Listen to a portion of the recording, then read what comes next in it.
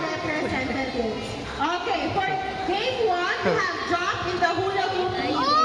So each team needs 21 pairs, daddy and child. Okay, so this is how to play the game. We have again Teacher Lee and Levi over here. So the dad places the hoop on the ground. Child jumps inside and then out. Ay, uwi, oh. Nawawas niya yung vlog mo? Dad moves the hoop forward.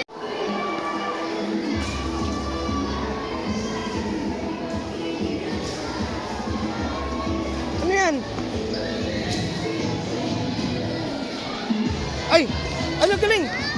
Bangilang gusto. Ang galing! Sayaw! Uma! Pantropiko! Pantropiko! Wow, galing! Bang is ng pantropiko!